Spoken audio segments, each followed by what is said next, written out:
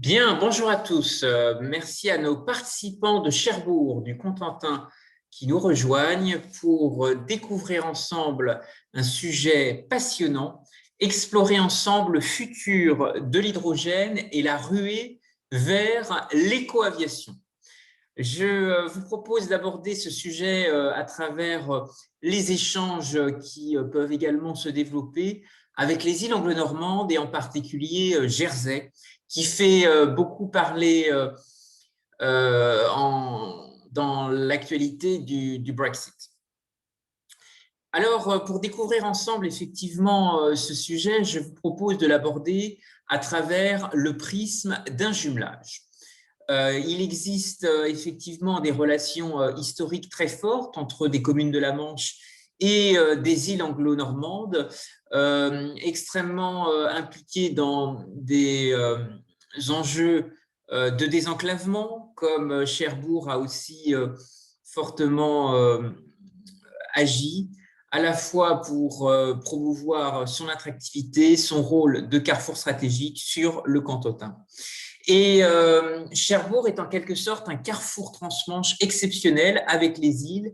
Et nous allons découvrir quelles sont les opportunités de relier le ciel et la mer, puisque la haute technologie navale a aussi nourri de grandes innovations dans le secteur aéronautique. Et dans le domaine aujourd'hui des énergies propres, des technologies plus respectueuses de l'environnement, Cherbourg, à travers son dynamisme à la fois sa recherche, mais aussi celui de ses ingénieurs, pourrait tout à fait proposer de nouvelles alternatives au transport aérien. Alors peut-être vous rappeler effectivement le nom de grandes figures qui ont marqué le Cotentin.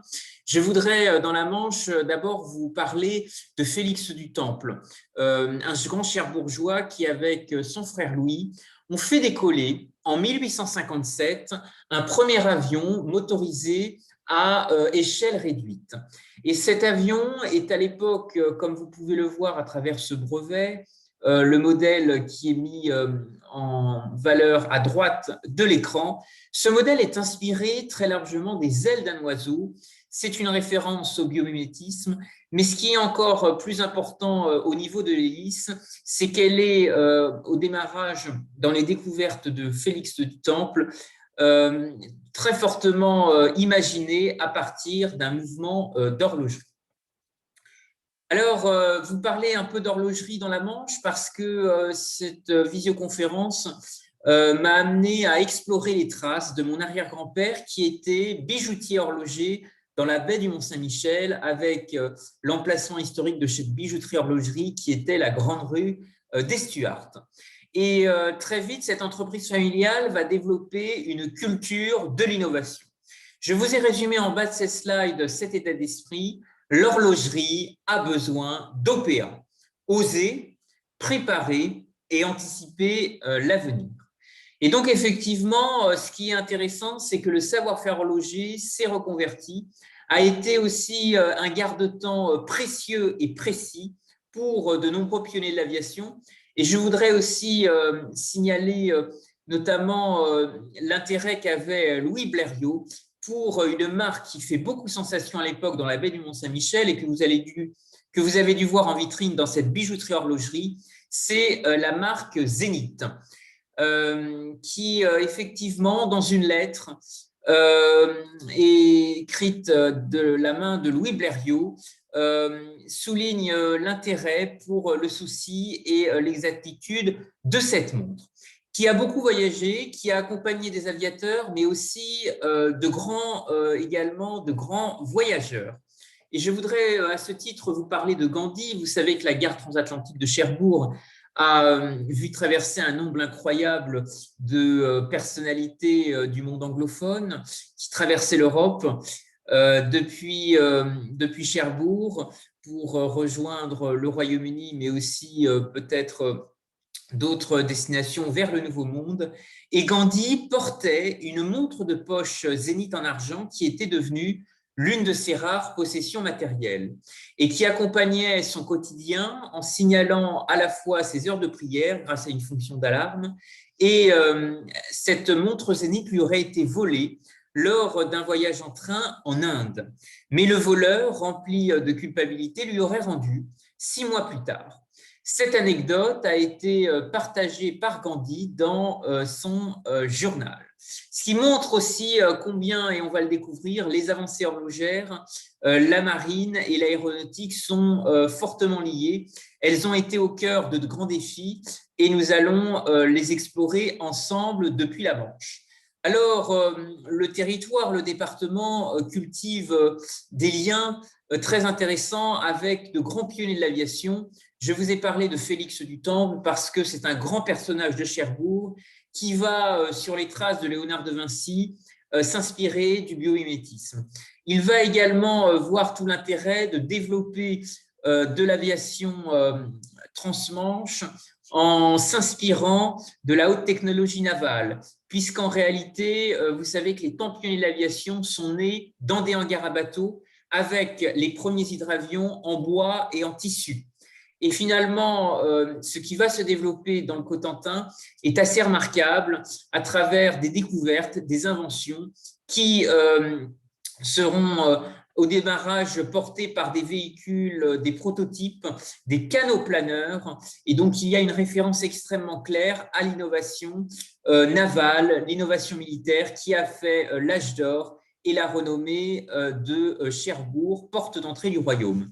Des liens aussi importants peut-être à signaler avec les corsaires, parce que finalement, dans des périodes de paix, la guerre de course était intermittente et souvent a amené des corsaires à reconvertir des armements, à s'intéresser à la reconversion de bateaux pour développer de nouveaux usages, recycler certains matériaux, développer des matériaux biosourcés.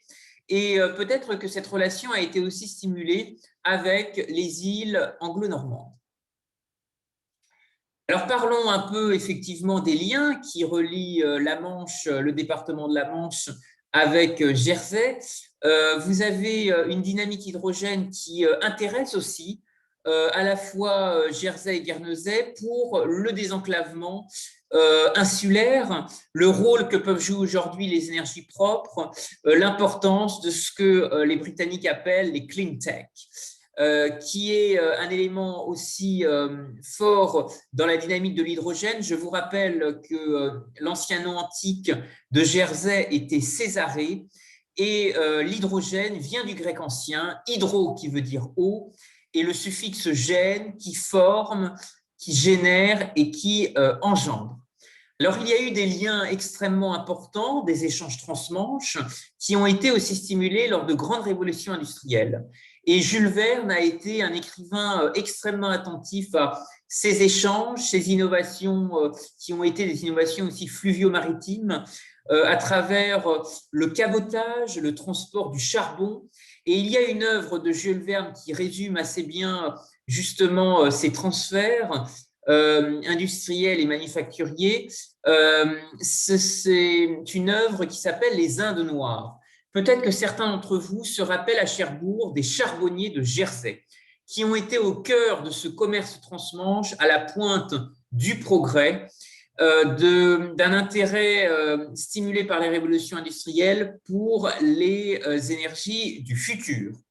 Et à ce titre, dès 1924, eh bien, de nouvelles énergies vont faire leur apparition. C'est notamment l'arrivée de la fée électricité, mise en valeur dans une grande exposition nationale qui se déroule à Nantes et qui met en valeur les avancées extrêmement importantes pour la mécanisation, les innovations techniques dans les exploitations agricoles, faciliter le travail des champs et accompagner des grands besoins de transformation pour le développement des industries. Alors ici, vous avez Fort-Régent, puisque finalement, il y a aussi un grand passé militaire qui relie les îles anglo-normandes et Jersey. Et ces téléphériques qui ont été à une époque extrêmement développés pour rapprocher les différents pôles d'attractivité, d'agrément dans les îles anglo-normandes. Alors, l'hydrogène, vous le savez, est une priorité des institutions européennes. C'est le Green Deal de la Commission européenne qui envisage un agenda extrêmement ambitieux que vous avez sous les yeux, qui va décliner plusieurs étapes programmatiques jusqu'en 2030.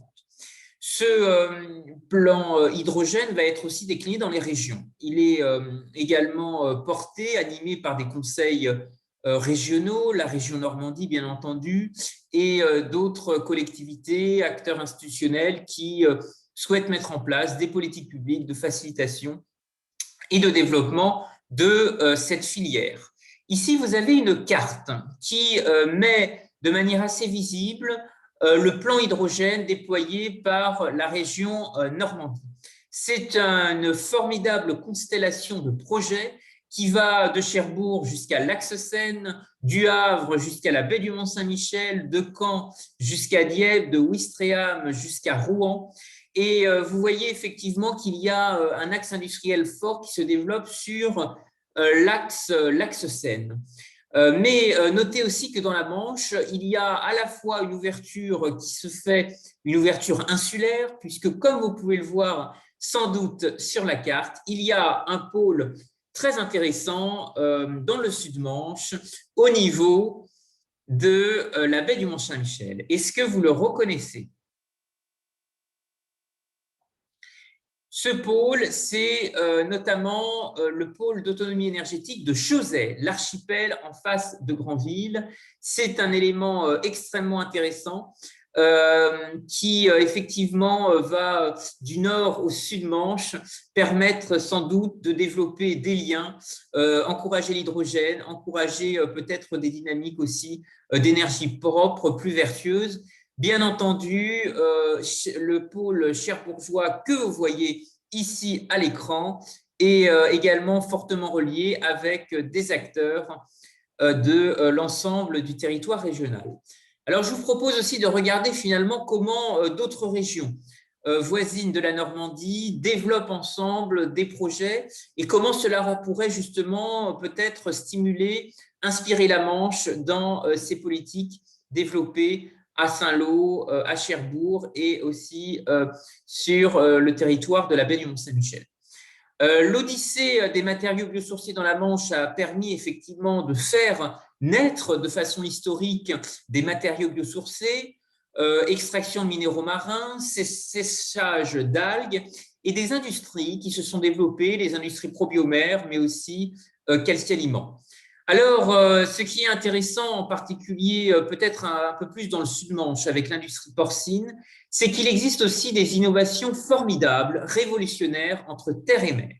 Et je voudrais vous parler du projet Green Pig qui a vocation à transformer l'urine de porc en hydrogène vert. 20 litres d'urine de porc permettent la production d'1 kilo d'hydrogène vert. On considère que ce kilo d'hydrogène peut permettre de parcourir en voiture une centaine de kilomètres. C'est une révolution.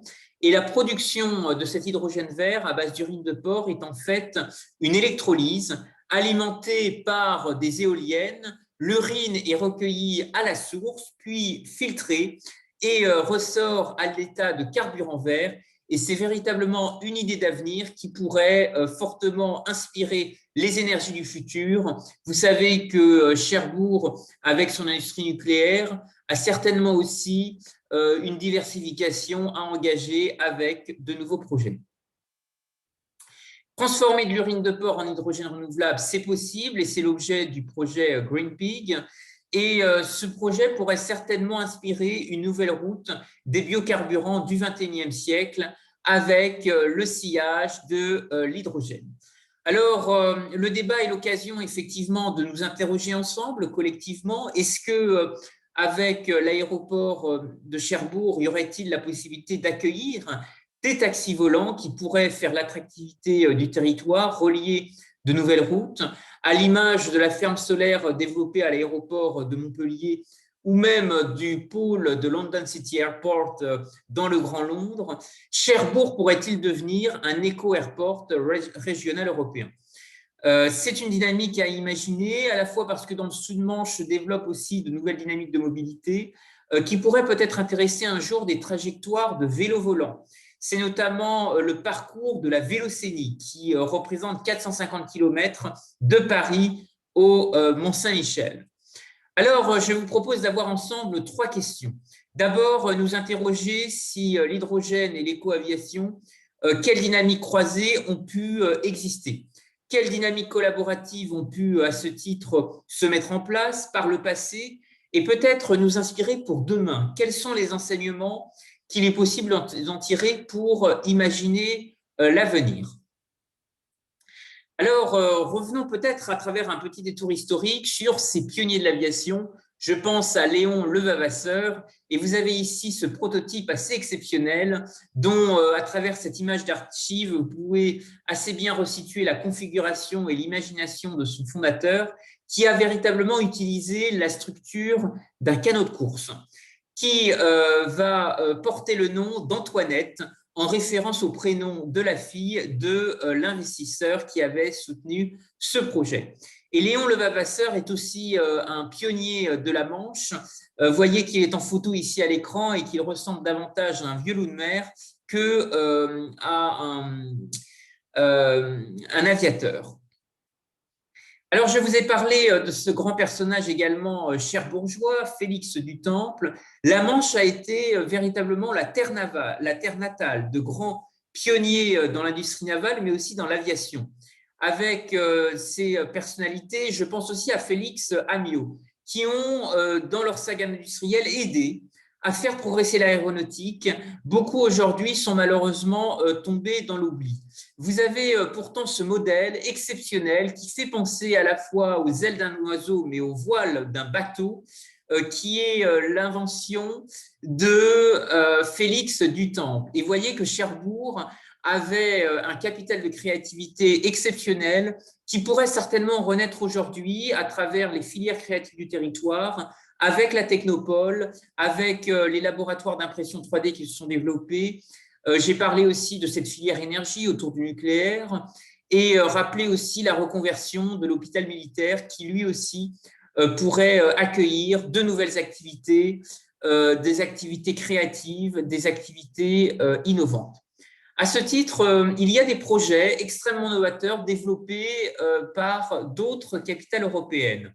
Je voudrais vous parler notamment des Italiens et d'une agence lancée par un designer italien qui a mis en place un projet extrêmement innovant de vertiport en Italie.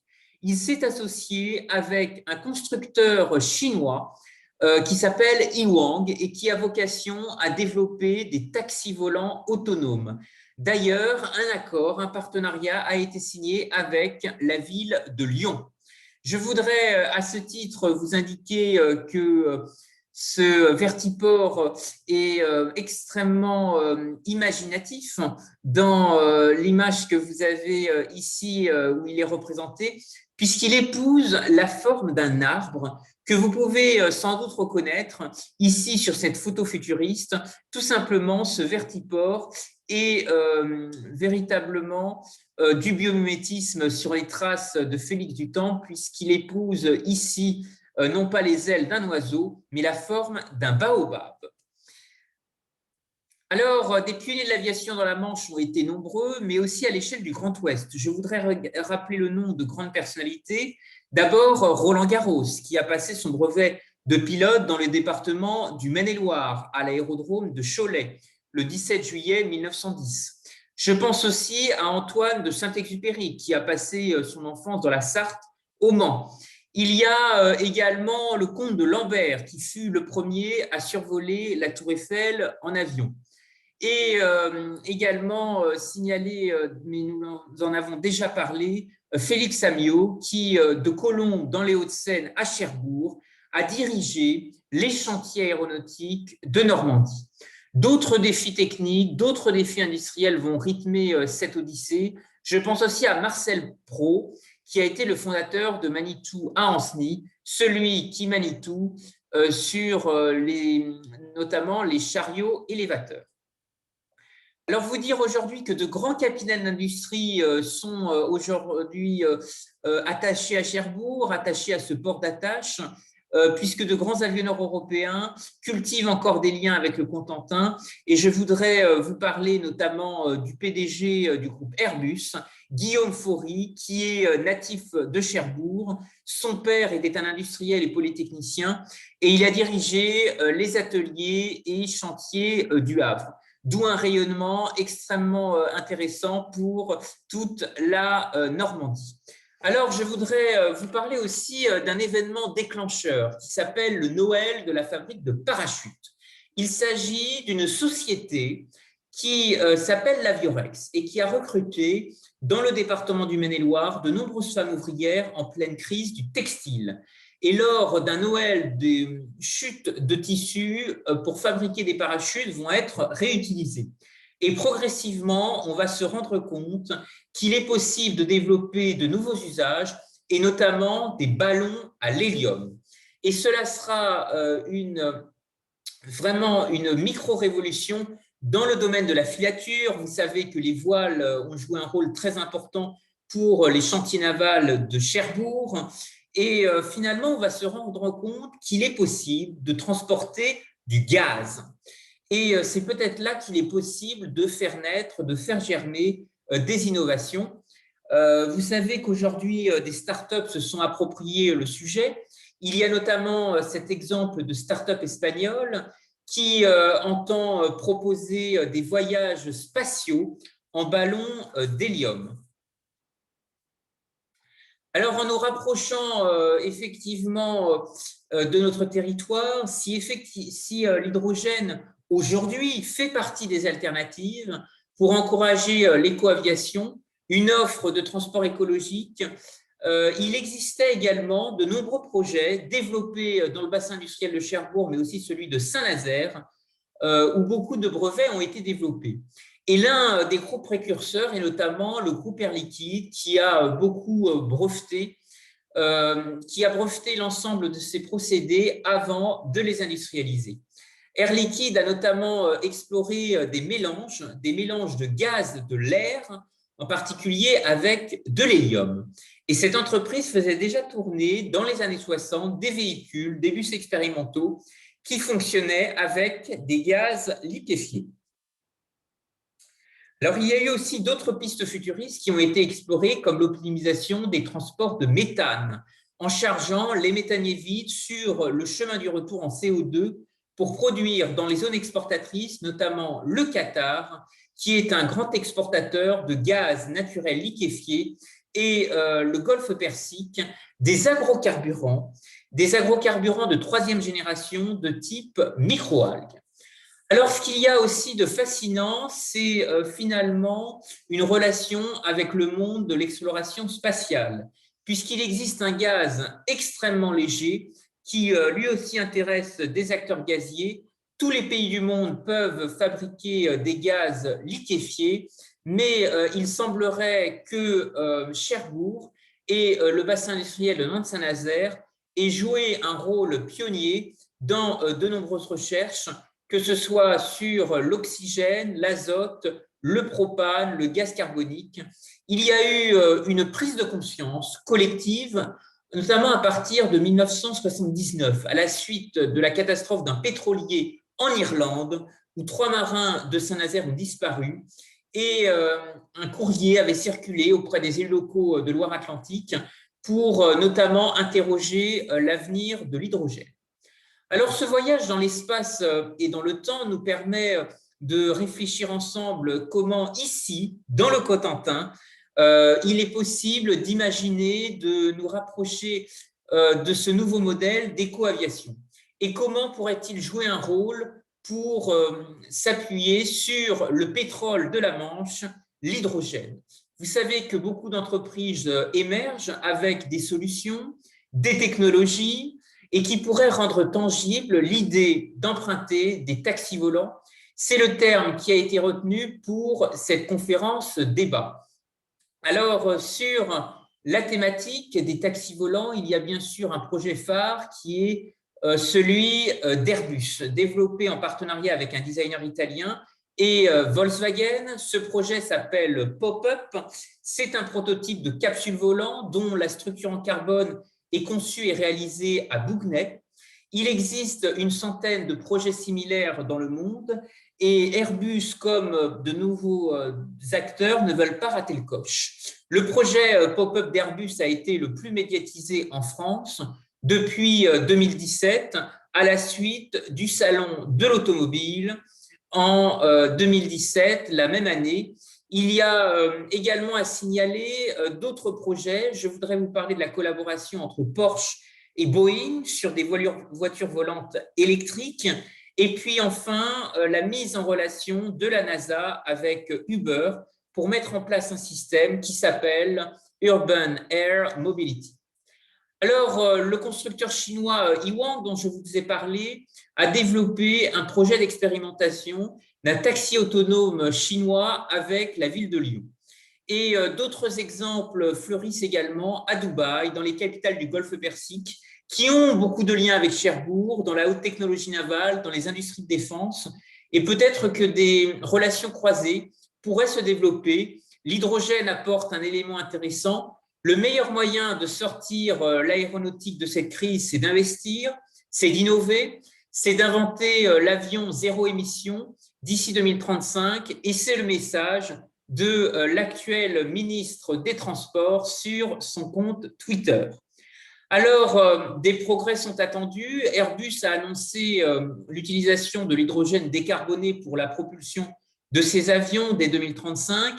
Et donc, est-ce qu'il est possible de concilier pragmatisme écologique et pragmatisme économique pour faire émerger de nouvelles activités d'éco-aviation? Plusieurs projets de recherche vont dans ce sens et c'est peut-être justement un point de vigilance pour le territoire, c'est de réussir à décloisonner l'éco-aviation. Et pour ce faire, il faut éviter au maximum le chevauchement de projets et offrir un territoire d'expérimentation où des créateurs puissent tester et mettre en défi des complémentarités, des conjugaisons. Et ça, c'est la grande question. Il faut trouver ce territoire. Quel pourrait être le périmètre qui permette à ces solutions du futur, ces nouvelles formes de mobilité, d'explorer, de germer ensemble? Alors, il y a un projet remarquable développé par un chercheur nord-américain qui est à la recherche précisément en Normandie, dans la Manche, mais aussi plus particulièrement dans le Cotentin, de partenaires, d'investisseurs qui voudraient le soutenir dans sa démarche, qui voudraient encourager ce projet innovant qui porte un nom et qui s'appelle FlyUp, qui est un véritable véhicule nomade en vol libre et qui pourrait se développer avec des acteurs industriels normands, des ingénieurs, de façon complémentaire avec les filières qui existent en Normandie, Normandie Aerospace Valley, les acteurs aussi qui développent, désireux de développer une nouvelle offre de transport à la demande, transport aérien avec des innovations qui pourraient s'inspirer de la mer. Il y a sur ces véhicules autonomes de grandes capacités industrielles qui peuvent être déployées à Cherbourg, des acteurs qui peuvent aussi contribuer à cette aventure. Et je transmettrai à l'issue de ces conférences les coordonnées de ce porteur de projet si des acteurs cherbourgeois souhaitent se mettre en relation, développer des liens, accroître aussi un rayonnement international parce que Cherbourg a de nombreux talents cachés de savoir-faire à faire valoir et cette gare transatlantique pourrait bien entendu développer de nouveaux liens avec les États-Unis et ce porteur de projet situé à New York qui a aujourd'hui beaucoup d'imagination et qui est prêt à développer de nouveaux liens. Alors, vous dire effectivement que cette expression taxi volant qui a été choisie pour cette conférence, eh bien, c'est peut-être ce périmètre, ce territoire qui pourrait ouvrir une brèche. Libéraliser les taxis a été une sphère d'innovation dans la gouvernance publique. C'est une activité réglementée qui est très encadrée juridiquement. Elle procure le bénéfice d'une ADS, une autorisation de stationnement sur la voie publique, et nécessite la détention d'une carte professionnelle de conducteur de taxi pour exercer ce métier. Alors, il y a eu en 2007 une tentative de bouleverser le champ d'exercice de cette activité qui faisait notamment suite aux travaux de la commission Attali. Il est toujours possible aujourd'hui d'accéder à ce rapport qui s'intitulait « 300 décisions pour changer la France ».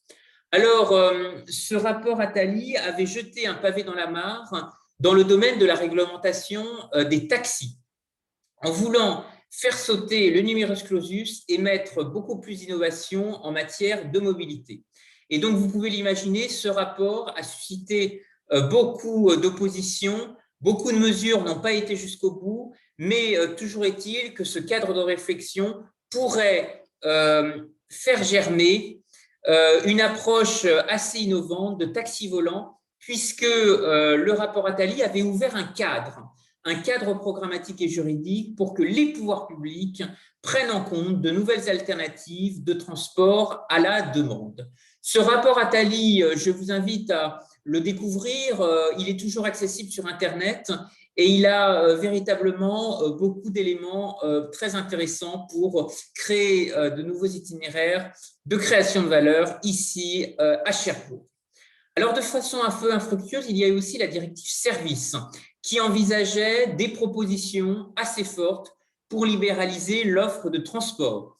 Toutefois, les orientations étaient assez ambitieuses et la transposition n'a pas permis d'aller jusqu'au bout. Et puis, localement, il y a aussi des formidables appels à projets qui sont développés pour redonner vie à des nouvelles friches industrielles, peut-être développer un jour des vélos volants, des taxis volants autour de l'hôpital militaire, voir comment Cherbourg pourrait aussi réfléchir sa relation avec sa périphérie, développer de nouveaux projets immobiliers d'avancement sur la mer. Il y a notamment dans d'autres villes industrielles, dans le bassin industriel de Mantes-Saint-Nazaire, des initiatives similaires qui sont menées. Je veux vous parler de l'appel à projet qui a été lancé par le groupe ARC, vous dire aussi tout l'intérêt aussi du projet Sky Home, qui est une formidable aventure à la conquête du ciel. Et puis, dans les échanges transmanche, puisque nous avons parlé au début des îles anglo-normandes, vous dire que de l'autre côté de la Manche, en Irlande et au Royaume-Uni, est mis en place un modèle extrêmement intéressant, une voie alternative pour le financement des startups, mais aussi des associations, qui est le Media for Equity, qui consiste à offrir des espaces publicitaires pour des porteurs de projets en échange de participation. Et peut-être que cette réappropriation de l'espace public pourrait être extrêmement intéressante. Elle se développe progressivement en France, notamment dans des aéroports. Et c'est le groupe JC2Co qui s'est beaucoup intéressé, qui est aussi un opérateur de la mobilité urbaine, qui gère des parcs de vélos en libre-service, des abribus. Et donc peut-être que c'est en tous les cas un acteur qui pourrait encourager des startups, des porteurs de projets normands et des pépites cherbourgeoises à se développer dans ce domaine, explorer ensemble les mobilités du futur, les énergies propres qui pourraient porter au plus haut niveau l'hydrogène et l'éco-aviation sur le territoire du Cotentin. Je pense que la Technopole a aussi peut-être des idées à apporter. Il faut réfléchir ensemble à une véritable coalition créative d'acteurs et c'est peut-être les financements innovants qui seront déterminants puisque vous savez aujourd'hui l'hydrogène est très cher et les parcs éoliens citoyens qui sont nés en Normandie peuvent sans doute nous inspirer, nous encourager à trouver des coalitions d'acteurs, mobiliser des citoyens, développer des ingénieries et des gouvernances de projets véritablement multi-acteurs en s'appuyant aussi sur des projets qui sont extrêmement importants. Nous allons à ce titre peut-être débattre des opportunités d'une industrie financière locale qui pourrait accompagner cette transformation, cette transition énergétique. Elle est au cœur de relations aussi développées par des think tanks, des cercles de réflexion. Je pense en particulier aux travaux d'Alain Madelin, ancien ministre, qui, dans son ouvrage « Unir pour agir », avait encouragé des perspectives extrêmement ambitieuses dans ce domaine. Et c'est certainement quelque chose qui pourrait mettre du vent dans les voiles, encourager la Manche à devenir cet écosystème des énergies du futur. Dans la baie du Mont-Saint-Michel, dans cette baie millénaire, peut-être développer une véritable Babylone de l'hydrogène, trouver des liens extrêmement forts entre Cherbourg et le Sud-Manche, accompagner ce désenclavement, promouvoir effectivement de nouvelles autoroutes du ciel, de nouvelles mises en relation qui peuvent offrir un pas vers l'écoaviation, vers la transition énergétique. Il faut, bien entendu, pour convaincre les investisseurs, offrir une valeur sûre à ces nouvelles dynamiques de mobilité, à ces mécanismes et ces entreprises d'efficacité énergétique. Il faut, je pense, dans ce sillage, véritablement s'inspirer également de sociétés de services énergétiques qui ont été aussi fortement encouragées. Autrefois, il s'agissait des Sofergy en France. Et sur le sol nord-américain, de l'autre côté de l'Atlantique, il y a aussi des initiatives extrêmement intéressantes à suivre. Vous savez que Cherbourg a eu des liens avec New York, bien entendu avec la compagnie transatlantique. Et c'est certainement un élément qui pourrait stimuler demain le débat, réfléchir à la place de cette finance verte dans laquelle peuvent contribuer des ingénieurs, des financiers, des porteurs de projets innovants. C'est véritablement ce Green Deal que nous pouvons engager ensemble. Vous rappelez aussi qu'il existe un site internet si vous souhaitez vous mettre en relation avec le porteur de projet nord-américain qui a développé le projet FlyUp à New York et qui pourrait créer une alchimie inédite avec Cherbourg. Je voudrais vous remercier à tous pour votre attention et si vous le souhaitez, vous pouvez réagir en utilisant la bulle de discussion. Je vais maintenant ouvrir les échanges. Vous pouvez utiliser votre micro si vous souhaitez faire part de vos questions, de vos interrogations, développer aussi de nouveaux sujets. Ensemble, vous êtes les bienvenus. Je vous remercie pour votre attention et place aux échanges, à ce mouvement qui peut certainement faire germer de l'innovation entre Cherbourg et pourquoi pas des villes partenaires aux États-Unis ou même avec les îles anglo-normandes. Merci à tous pour votre attention.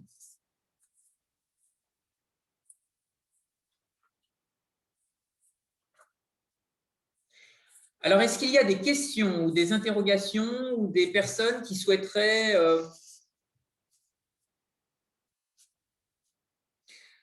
faire part de remarques, comment Cherbourg pourrait rayonner au-delà des mers, au-delà des océans, avec l'hydrogène et la ruée vers l'éco-aviation. Y a-t-il aussi peut-être des expériences de vécu avec les îles anglo-normandes? Est-ce que dans vos voyages, dans vos différents déplacements, vous avez vu des choses développées à l'étranger?